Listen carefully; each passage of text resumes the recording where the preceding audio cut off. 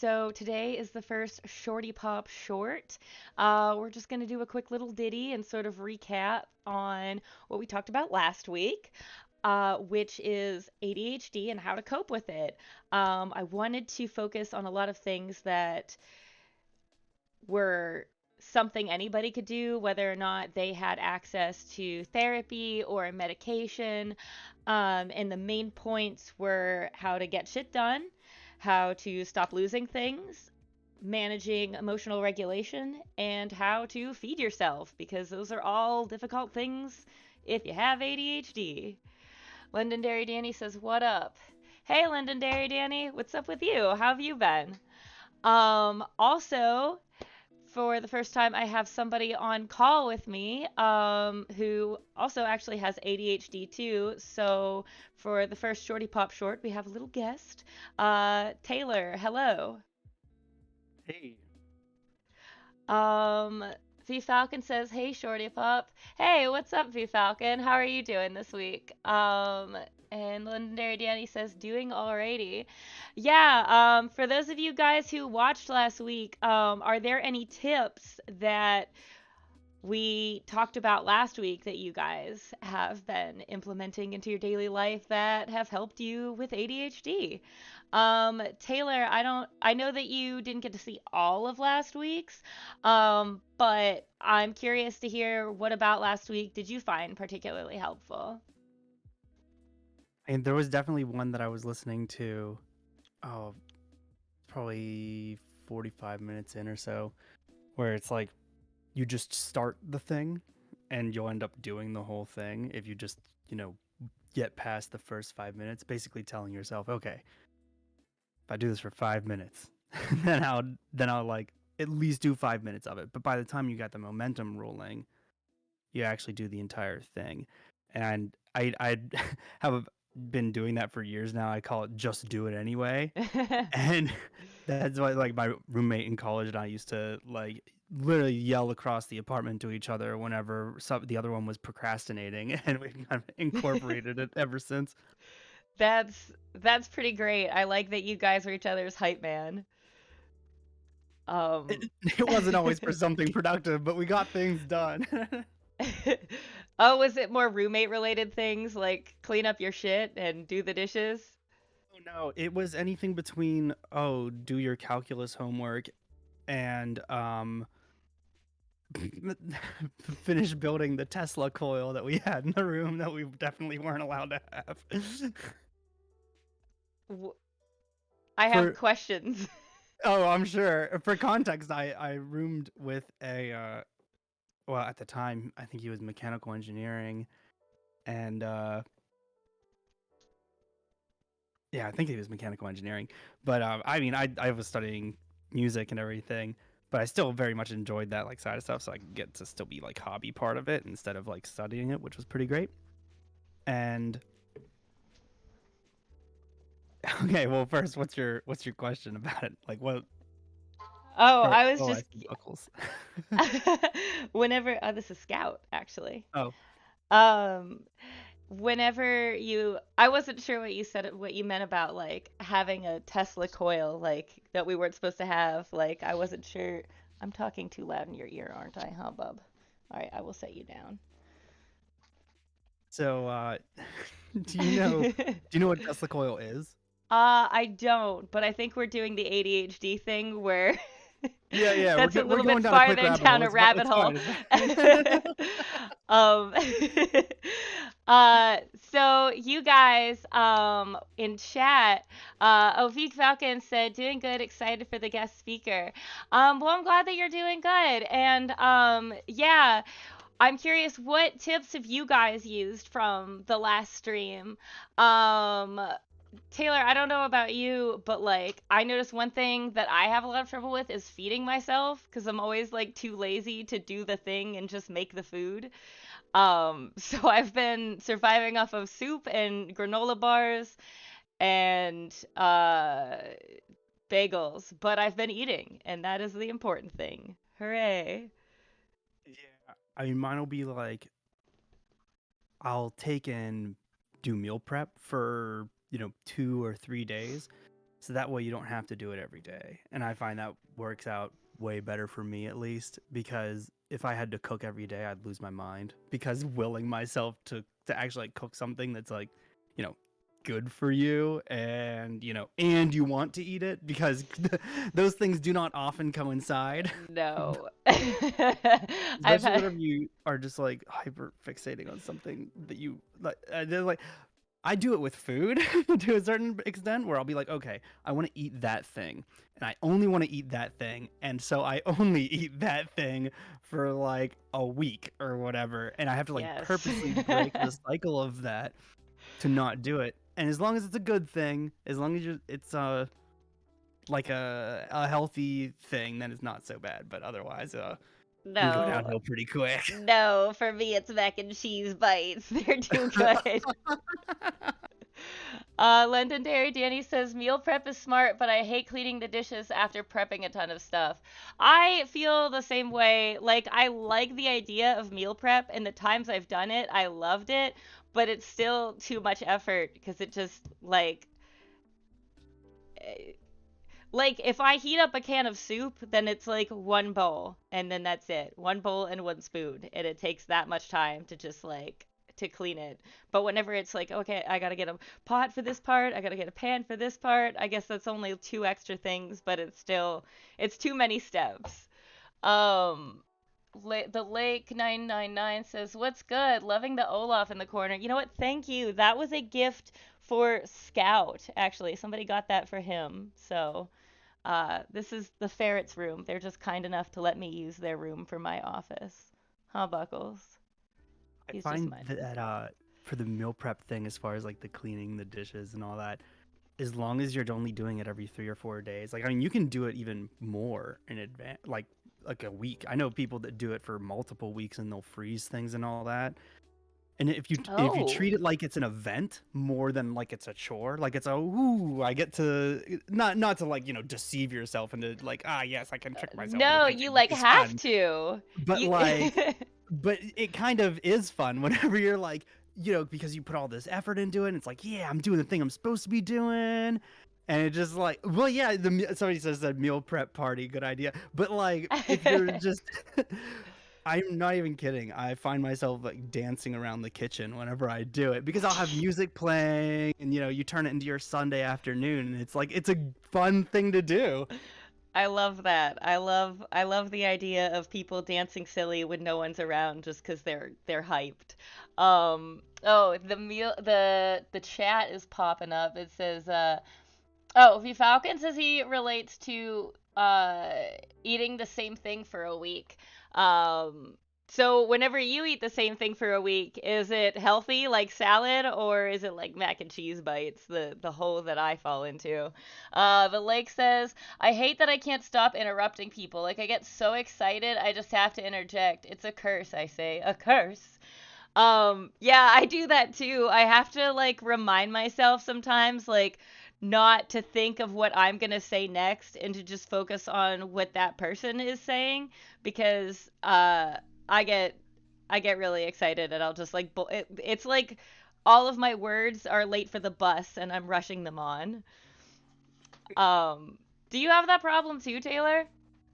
Used to have it a lot, but I found a pretty good trick to it that really helps me. Oh. It'll be instead of, well, one, you're right what you were saying with the, you want to actually listen to what people are saying instead of like waiting for the opportunity to like jam your thoughts into the conversation like a really bad Jenga tower. But Yes. I found that physically taking a breath before you speak really, really helps. It doesn't have to be like a long breath or something, but just like a quick breathe in, breathe out before you speak. It actually really helps with your pacing. Um, Sometimes it can backfire on you whenever you're talking to people that are particularly impatient with conversation. And there's obviously situations for it, but I think in general, it's quite a useful thing to do. I mean, I've already found myself doing it during the stream. So I did it too. I started thinking of something I was gonna say, and I was like, "No, Danny, you're doing the thing. Shut up."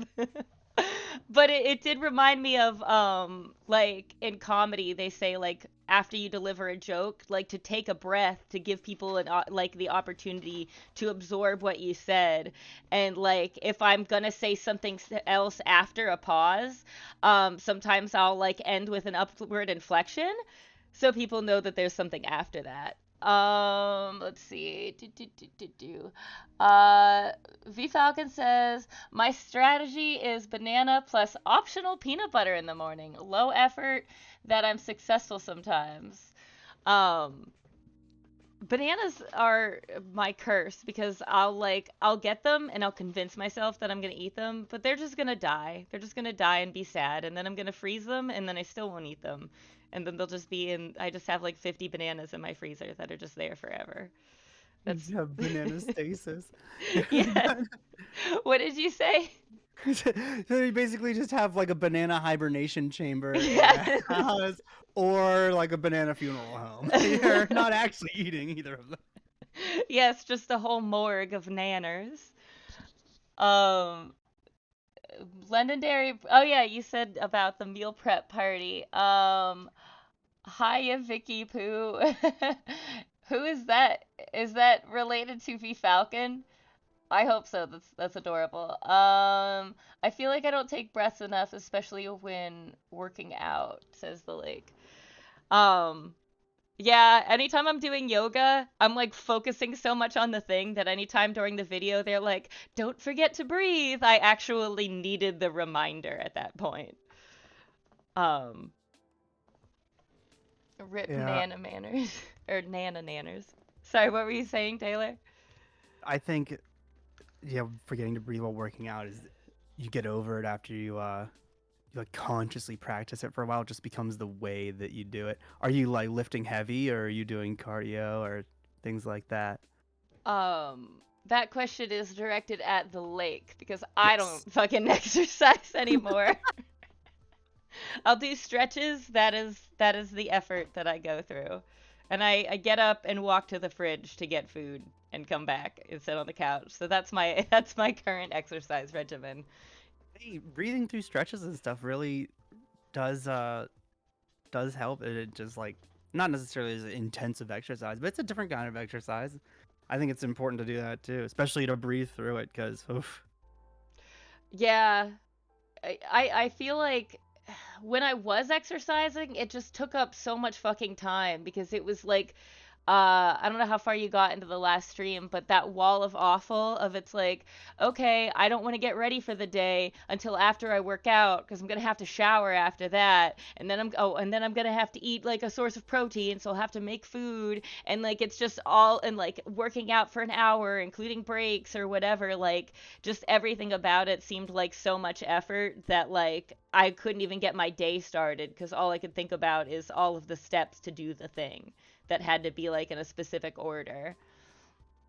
yeah, I know what you're. I think the way to get past that is to really just and the way to get past a lot of different things I think is to just set yourself up so that it's impossible to fail it, like so that you don't have to think about it. Like whenever I was set up for whenever I'm like, okay, I'm gonna go to the gym in the morning. Hmm. I the night before I lay out the clothes. I put the the energy bar that I'm gonna eat, but on the table right there. There's the clothes, I have the shoes, like everything's like right there. The water bottle's set. Just need to put water in the morning. And then all you do is you put the stuff in your pockets that's right beside everything and you go to the gym. Because if I sit there and I contemplate going to the gym for the next hour while I'm preparing everything, I won't go. Yeah. I'll just go, no, it's gonna take too much time, and I'll talk myself out of it before I actually like get anywhere close to working out. So it's like if you you're not necessarily being self-defeating by not doing it, but you're just making it harder for yourself by not just like practically doing 90% of the work of getting to go before you actually go. I see the lake said there that cardio comes easier, but lifting and stretching is what I need to remind myself. Stretching, I don't know if you do like yoga or anything like that, but it's kind of like breathe. There'll be different parts of breathing and different like different parts of the positions. And for lifting, again, not sure exactly how you're lifting, but a lot of the time it'll help to breathe each rep through. Oh. Yeah, I never did that. I am so like type A that all I can focus on is like I want to lift a lot of things so I can feel good about myself. So most of it is just hulking out instead of remembering to breathe. But that was whenever I was exercising. But I really like that strategy. And that was something that we talked a little about. We didn't put it into the context of exercising, but we did touch on the idea of making something as easy to do as possible. I used to set out exercise stuff and like exercise in the morning before work when I did like an office job. My newest version of making a thing easier is I hate fucking vacuuming because I have to like lug around a heavy vacuum and dig it out of the closet and find a plug, and it's really loud and obnoxious. So I got like a little quiet, lightweight vacuum that might be shitty, but hopefully isn't, and will solve my problems. And I could just keep it in the corner, and it folds up. So that's my way of doing the thing. Yeah, I Um, mean that's perfect because it's there and you don't have to go because the chore of going to the closet to go get the heavy vacuum is enough to make you not vacuum. Even though it's not something that's hard to do. But anything that puts that like wall, I know you guys were talking about that in the stream, and putting that wall up, and you're just putting bricks in that wall. You got to take as many of them out as possible, even if it's like suboptimal.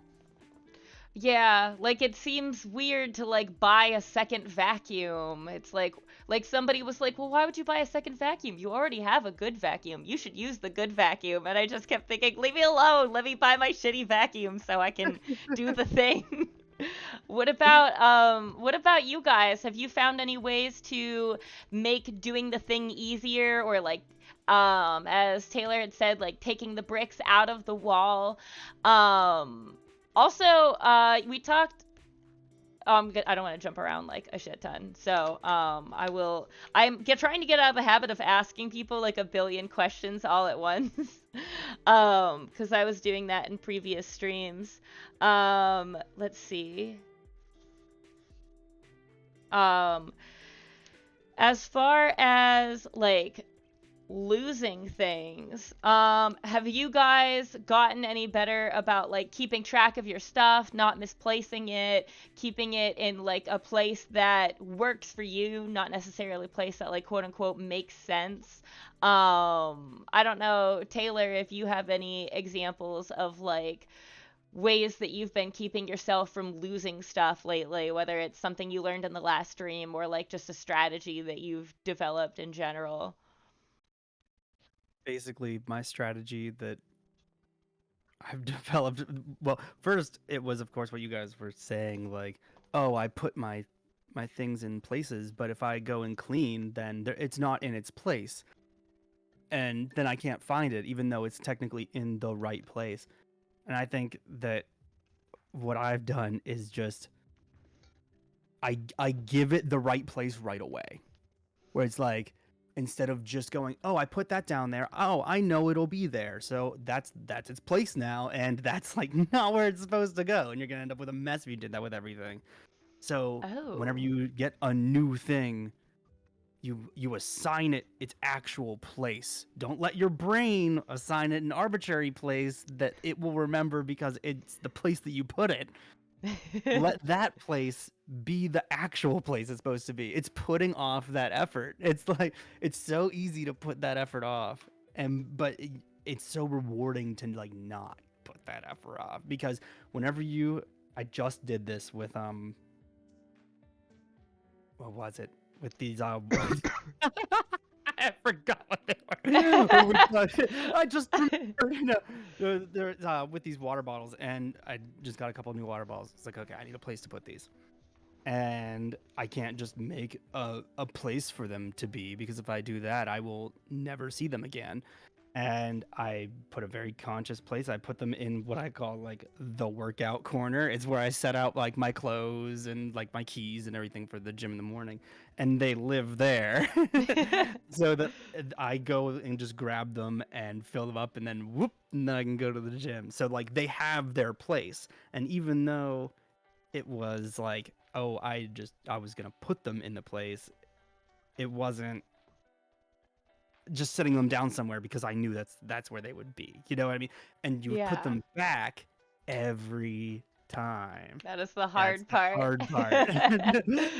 But I love that you have a, quote unquote, like workout corner. Like that goes in line with actually something that I learned from the How to ADHD channel and that I had mentioned in last week's stream, like having a station for everything. So like you have your workout corner. Like I developed like a little coffee corner. That's also my hot chocolate corner. So everything's like everything that I need to make my hot cocoa coffee is like all together, and it's like a little fun part of my morning. I like to get a little crazy around here. um Yeah, and I unintentionally do that because I mean I have like a work corner where it's like my work from home stuff is. I have my workout corner. I have my like personal project slash fun corner, and everything's very compartmentalized. The sleeping corner, which is the bed, and like all that stuff. Nope, it's no longer the bed, it's sleeping corner. It's the sleeping corner. Well, actually, now that I think about it, it's not just the bed. It is kind of like a sleeping corner because I have, like an iPad that I'll listen to, whatever video stuff to fall asleep to, and I have a little phone charger there and everything. Like, yeah, it's its own corner. See, that makes it so much harder for me to fall asleep. Like, if I have, like, I have to, like, I've been plugging my phone in across, like, the other side of the bedroom. It doesn't always work, but sometimes I'll do that just so I'm not, like, checking my phone in the middle of the night. Because I know, like, as soon as, like, I, like, crack open my eyes and see that bright screen, I'm just, like, sucked in, and I don't want to, like, I don't know. It's like, you guys might relate to that too. Like, I think also, being on a stimulant medication or like always wanting your brain to be like stimulated by something. It's hard to just be like, okay, no music, no TV, no book, no thoughts, just try to do the thing and sleep. Um Legendary Dana says, "Do you not turn off your phone at night?" Jesus. Oh, I guess I could do that. I just don't. I don't know why. That seems like a smart idea. I have it so that my phone like doesn't like make any noises until noon, which is about the time that I wake up because I stay up so late because I can't sleep. But this way I don't get woken up by like texts or like spam calls or whatever. But that's probably a better idea to just turn it off. Taylor, you said you have like the iPad in your sleeping corner. That doesn't keep you up? No, and I can't turn my phone off at night because it's my alarms. Like, that's my everything's attached to that thing. I mean, I'll Oh. turn it off so that it won't. No, I mean, I'll turn off the like if I were to get messages or calls or something, it's not going to make noise. But I mean, I need Mhm. to leave it on because it's all my alarms, my wake me up in the morning alarm, my entire calendar, just everything's organized in that, and all the alarms for all of those things are all in it. If I turned off my phone, I would probably do nothing because it just my day wouldn't start. I don't know what would happen. Huh. But the iPad doesn't really keep me up. I have it on like one click of volume, so it makes enough noise that I can hear noise, but it doesn't. But it's not loud enough that I can actually understand what the noise is. You know what I mean? So it's almost like a white Oh. noise without being white noise. Yeah, I do something similar. Like I like having a fan running, and if I like am extra having trouble falling asleep, I'll like bring the Alexa into my room. I face it the opposite way because it freaks me out that it watches me while I sleep, so I'm just and then I'll have her play thunderstorm sounds because if I try and play it off my phone, it's just like my brain is like that is a shitty phone speaker. That's not real thunderstorm sounds, but when Alexa does it, it sounds nice and it helps me fall asleep. Um, so Legendary Danny, is that basically your tip, like your like little method of falling asleep easier at night is not having that like external stimuli right next to you. Um I'm trying to think if there's other stations I have. But yeah, I really liked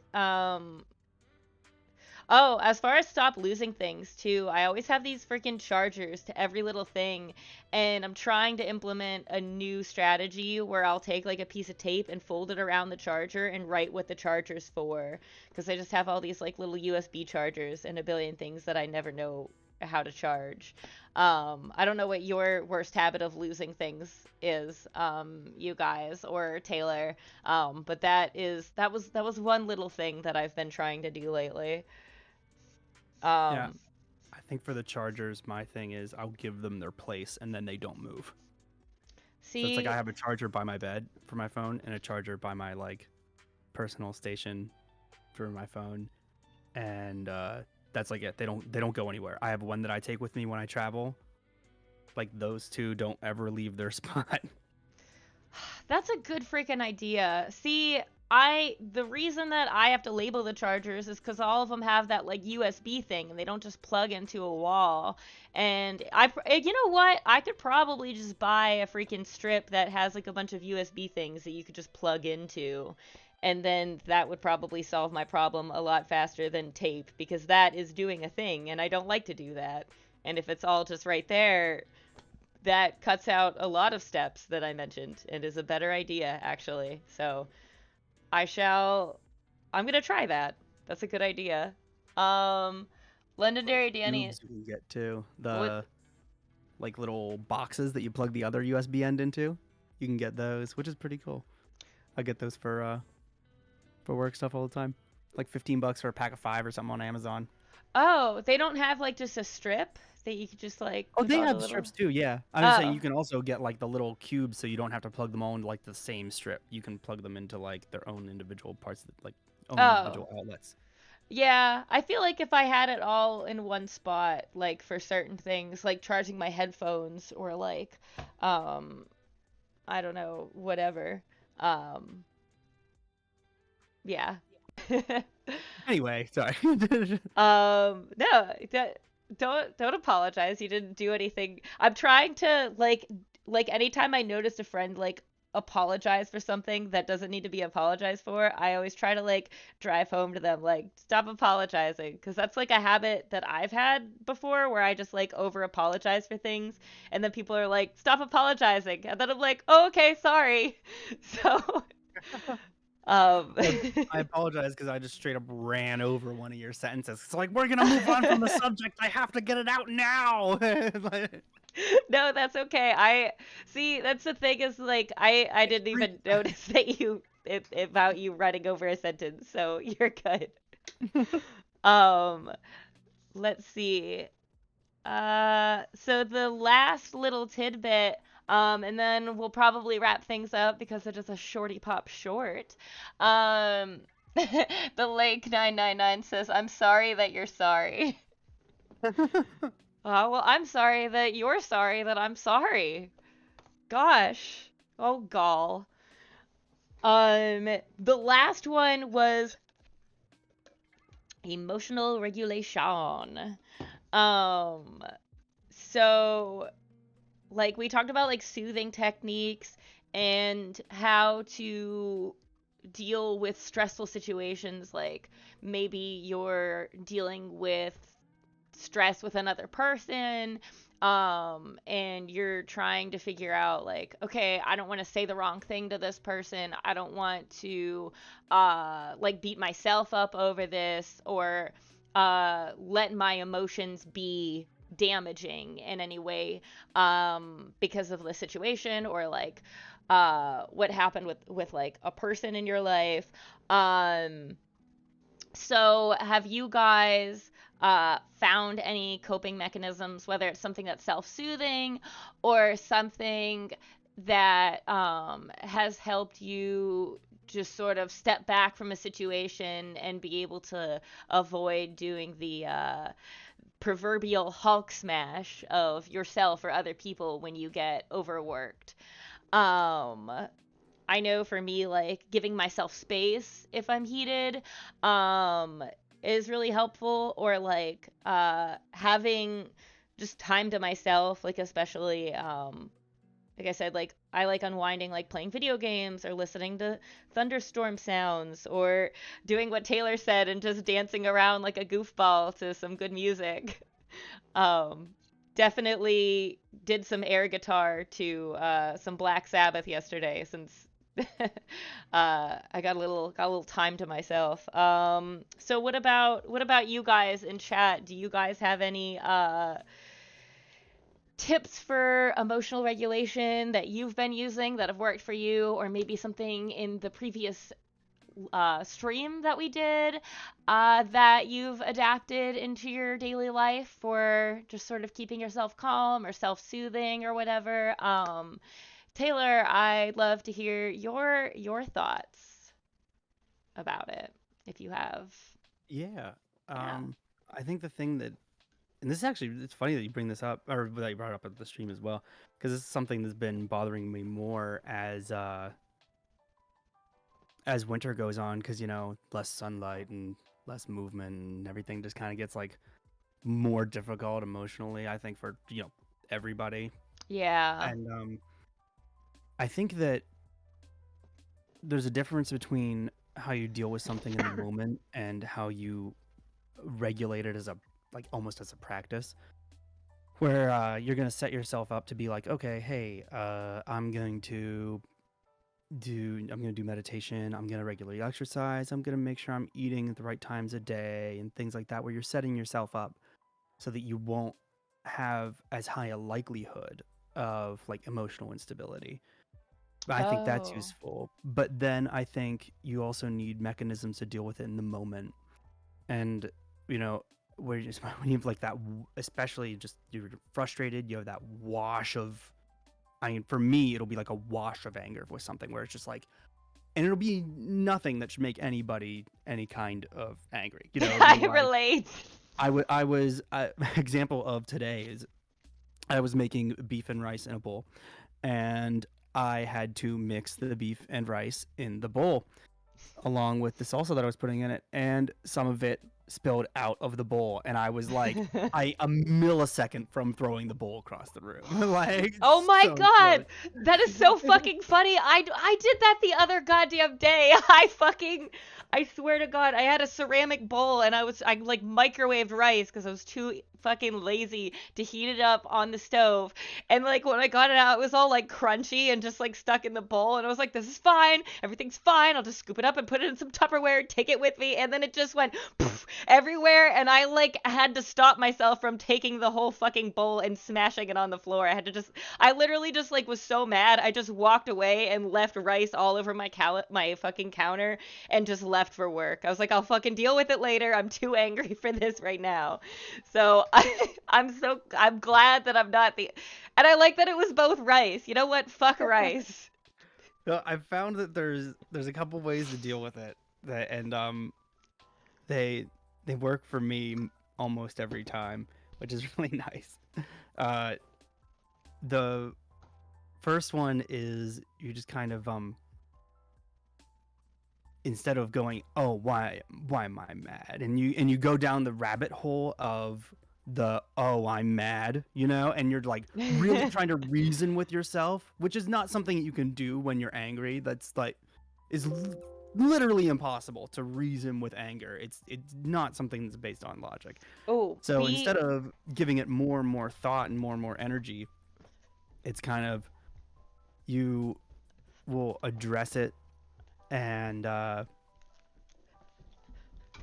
you still sorry. on? Yeah, Oh, I'm you're good. listening. I thought that I plugged in my laptop, but I did not. So I'm listening to everything you're saying. I'm just Oh, you're frantically good. plugging Well, I this saw in real you quick. run off. I was like, oh no, are we pausing? No, yeah, But everything's cool. Go yeah, I ahead. think that. Oh, where was I now? The two different things. Oh yeah, so uh, I think instead of feeding it more energy and more thoughts, I think that going along and actually like addressing the fact, it's like, oh, I'm I'm angry right now, and just kind of like realizing it and addressing it as a fact and as a thing, and just looking at it for a second, and then just it sounds ridiculous, but you just kind of almost breathe past it, where you just Hmm. I don't mean breathe and count to 10 or something, but you No, can no. do that. There are people that do that, but it's just like it's not a dismissal. You address it and then you move forward. Instead of trying to push it back or reason with it. It's like you can't reason with it and you obviously can't push it back. And then the second thing, which is I only advise doing this if you're by yourself, because people are gonna think you're nuts. But it's really effective. Is I find that whenever you become irrationally angry at something like that, and you realize how ridiculous it is, if you can force a bit of a laugh at the just for a second, you'll find that you'll bust into insane laughter instead of being mad, Oh and then it no. all goes away. You know what? I I've don't.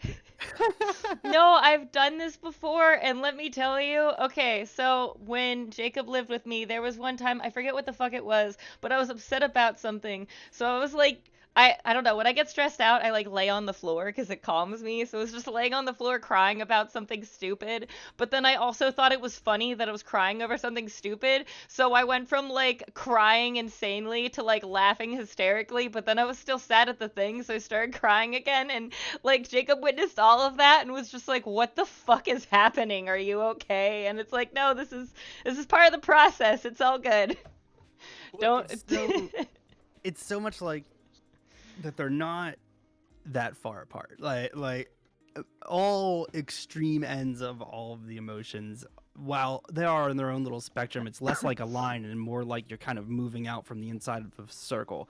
Like in the middle of it, you're at neutral, and then you kind of like spin around the outer edges of the circle from anger, sadness, laughter, everything, and you're just kind of like going around the wheel with them. Like you just need to express and have it. You need to let the wheel spin sometimes, where it doesn't matter which emotion you're doing. It's just like your body just has things in it, and they need to come out.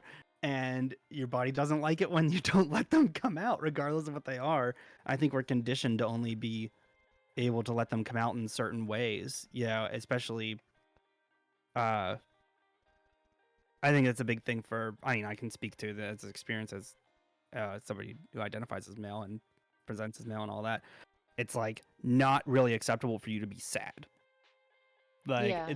like to cry, especially. Like, and I know it's like, oh yeah, no, men can cry now and stuff like that. It's like, yeah, yeah, yeah, but you still have it internalized. At least if part of my generation, you have it pretty heavily internalized, and a lot of the men that I've spoken to feel the same. And even though that it's more acceptable now and you still will do it Mhm. occasionally, it's only like, oh well, it's so overwhelming. It's just kind of like it's acceptable now whenever it's overwhelming and tragic, but you can't just like cry for no reason. You know what I mean? It's not something you can do, but whenever it's on the other side of it, uh I think socially it's just different. And do you think there's anything like that for women where it's like, okay, like it's not acceptable for women to behave this way emotionally or socially? If you think of an example like that, I don't know. Um, That's just one that always sticks out to me. That because you men result to anger because it's like the most acceptable of the wheel.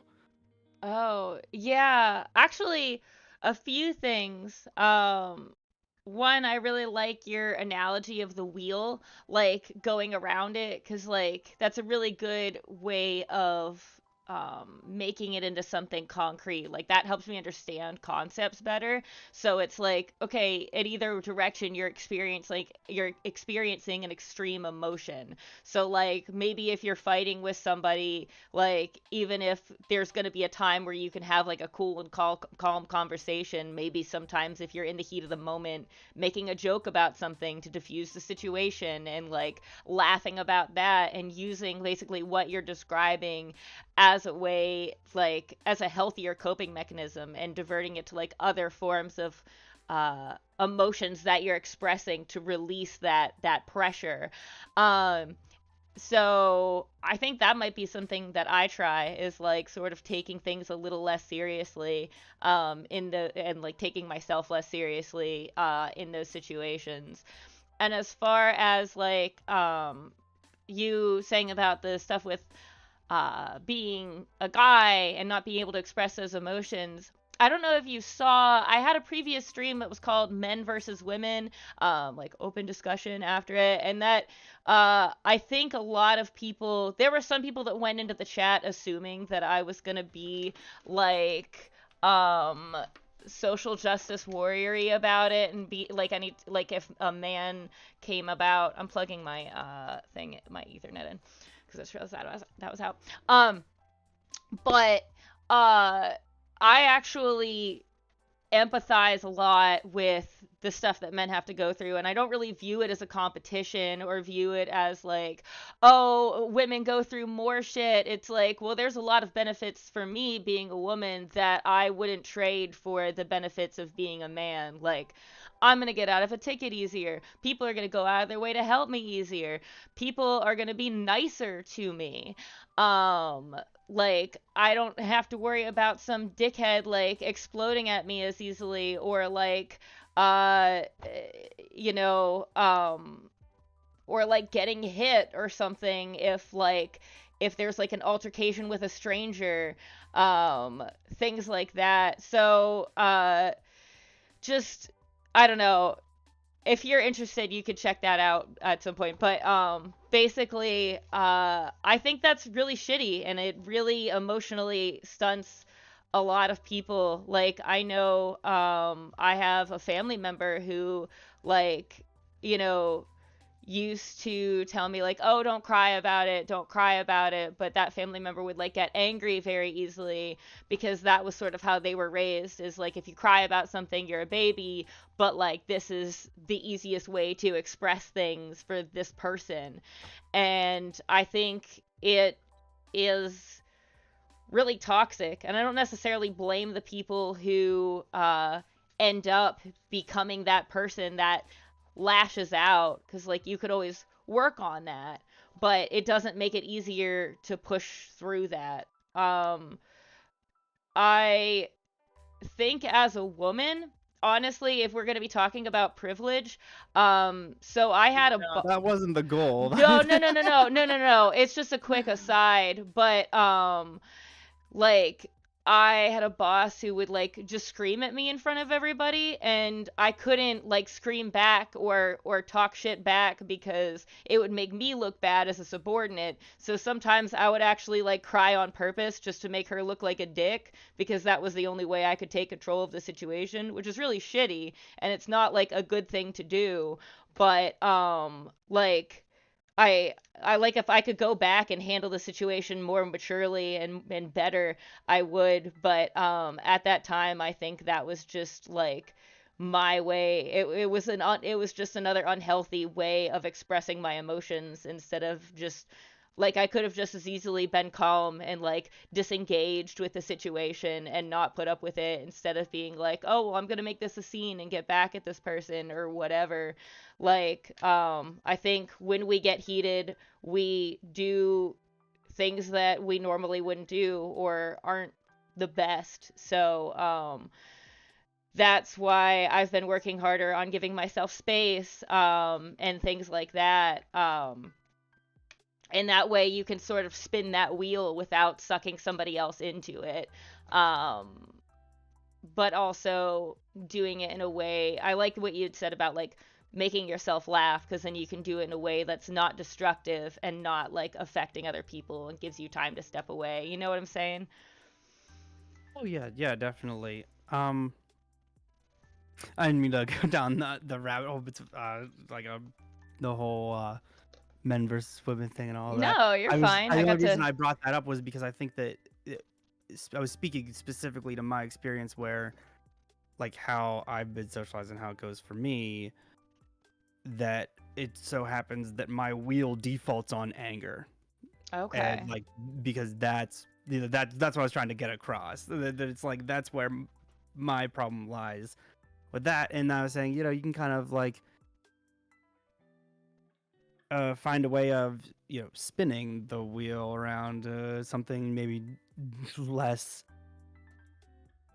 I'd I'd say less uncontrollable Yeah, in less the moment, especially volatile. with like in the moment things. And yeah, I didn't, I didn't intend for that to go down to social commentary thing. I was just trying to speak Nah. my own experience. No, you're fine. Plus, I got to plug another stream of mine, so. Um, but you guys, we'll probably wrap up in a little bit here, but I'd love to hear from you guys. Like, do you guys find a part of like the emotion wheel that you find yourself spinning more towards? Um, like an unhealthy emotion that you notice yourself expressing a lot, whether it's, putting a lot of like, coming to somebody full force and like crying to them and overwhelming them, or maybe, you lose, your temper at somebody and start freaking out at them.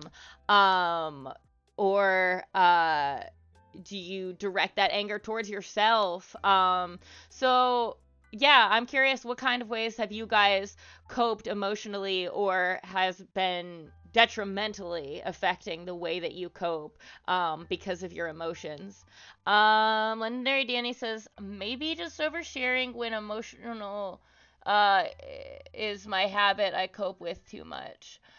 Um, yeah, I feel like I used to do that a lot several years ago, is just like putting a lot on one person.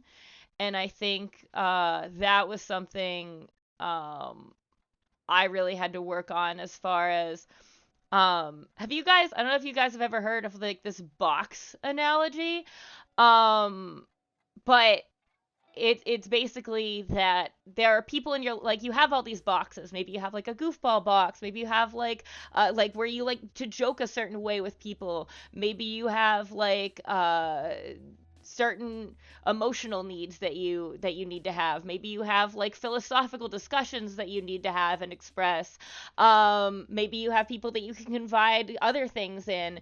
And whenever you expect one person to fill all those boxes, or even one person to completely fill one box, that puts a strain on your relationship with that person and your expectations with that person. So it's easier to get upset with them if they don't meet your needs or what you expect from them. So by sort of sorting that out and being like, okay, I'm stressed out, I'm gonna go to this friend, or okay, I went to this friend last time, maybe instead of coming to them about a problem, I'll ask them how they're doing, and I'll tell this person about what I'm going through. And that way there's like a healthy amount of give and take with me and somebody else that helps me, but at the same time, like, I'm spreading that need out. um like, think of it like a bed of nails. Like, if you sit on a bed of nails, like, you're gonna like hurt your ass, but if you lay down, it like it distributes it evenly. um Legendary Danny says, I have heard that before. I think it's smart. Um, Especially in romantic relationships, not that it isn't good elsewhere. Yeah, I think it's very relieving to be at a point where I don't have to feel like, not that I necessarily expected one person to fill all of those boxes in general, but it feels like I am like I have more time to spend with other people now, and spread that need to other people, because I, just spend more time hanging out with other people. What about you, Taylor? Have you ever heard of that like box analogy? Yeah, I think that going and I mean, my first thought with that was that's what my therapist is for. But like, not obviously not everybody has that the privilege of having one. And I mean, if you do, then good for you. That's great. If you don't, and you could, I would suggest going for it. And if you don't and you can't, then I mean, obviously you go about doing it in any way that you that you can. And I think that the box, what do you call it? The box theory there? Whatever you want to call it. The box theory. Box theory, yes.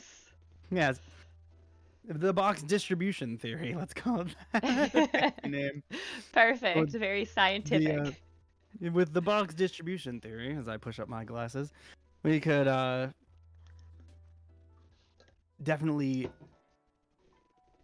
be assisted in regulating not just your emotions but those around you. But I think obviously you can make it's just, you have to be careful and conscious about it, just like how you would, in a relationship. And like and obviously if you're saying, oh yeah, I feel like I might be doing that too much or need to change the way I'm doing it, you're probably obviously self-aware enough that you're probably doing it right, and or at least making progress to doing it correctly and all of that.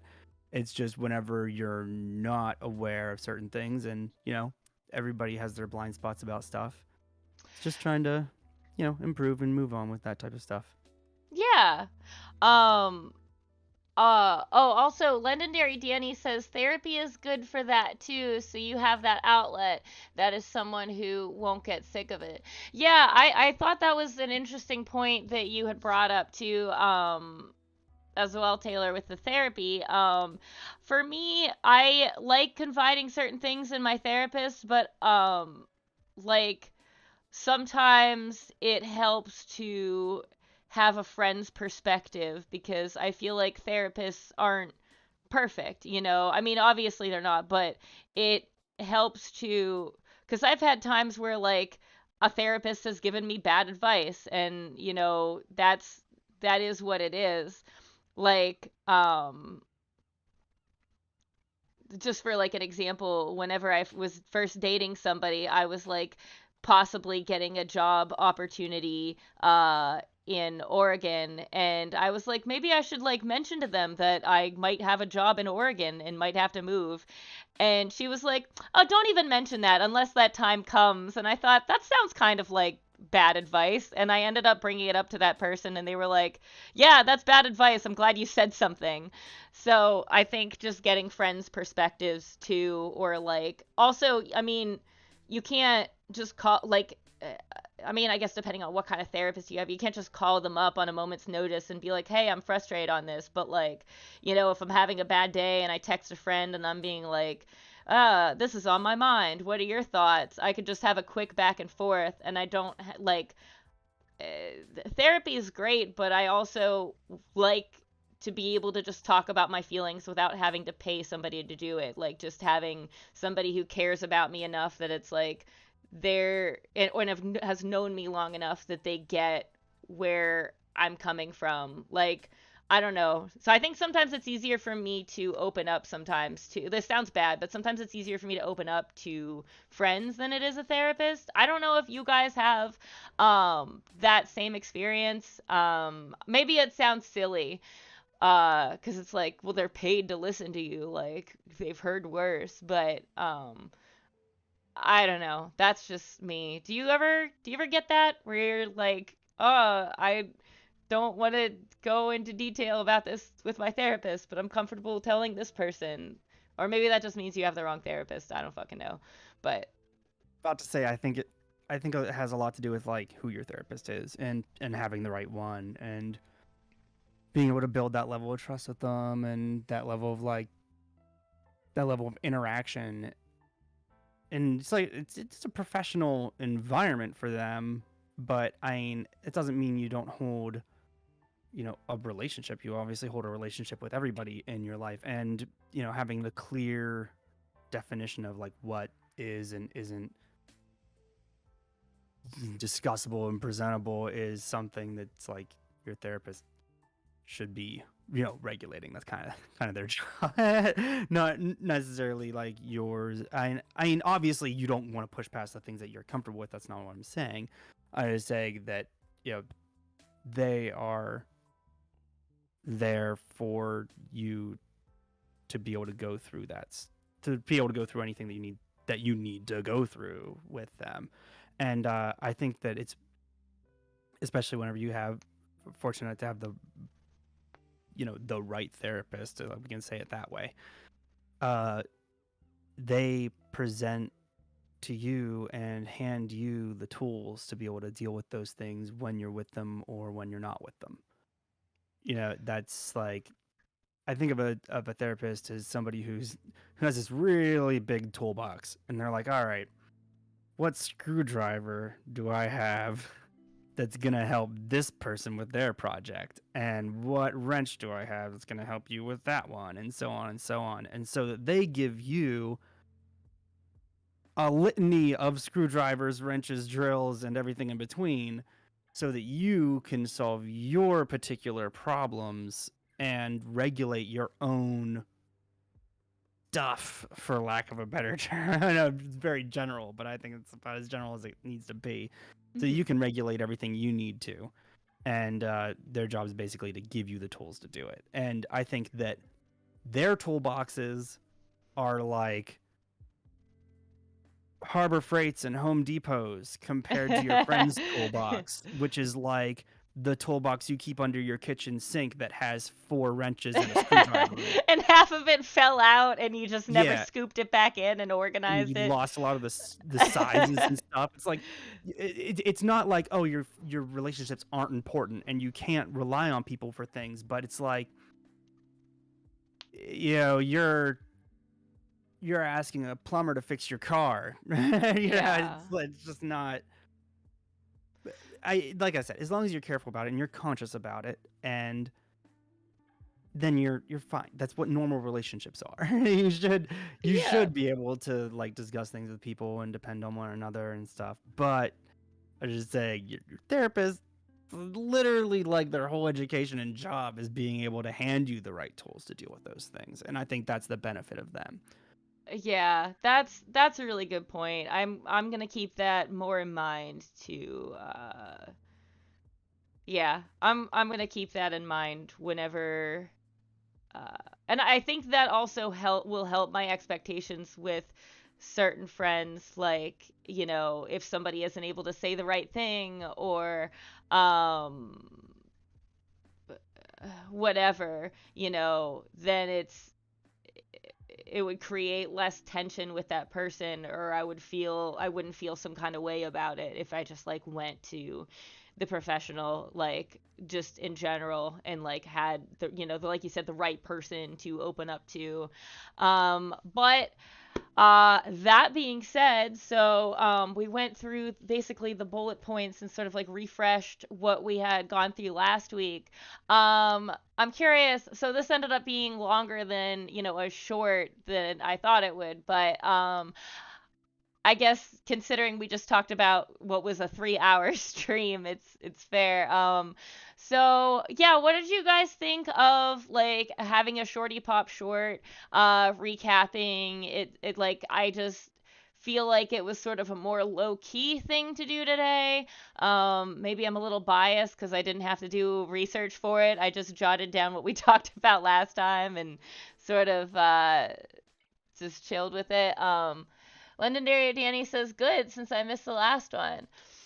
Okay, yeah, I think this would be good, like you said, for if somebody can't make it to the previous one, and also it's shorter, so if somebody's like more limited on time, they could just pop in on this. Magic Man says very nice.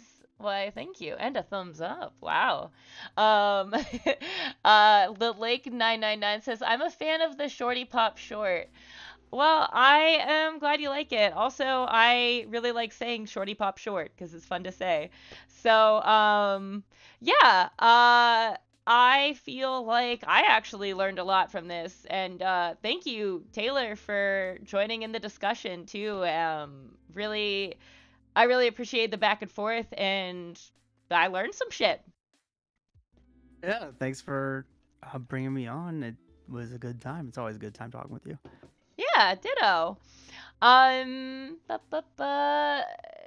Lake 999 says Taylor was a beast. Get him on again. Hell yeah. Yeah, definitely if you're down to pop in on a shorty pop short. Oh, I didn't even look at that. Look at that. pop in on a shorty pop short. My gosh. Somebody stop me. I'm gonna go. I'm gonna take it too far. Well, all right. Yeah. Well, this was fun. Oh, and also exclamation point. Exclamation point to you too, Lake. Um, thank you everybody for joining today. I really appreciated hearing from you guys. Um, and yeah, those are all the words that I need to say. All right. Well, that is the end of the stream. I hope you have an awesome night. Live long and prosper, or whatever, and toodles.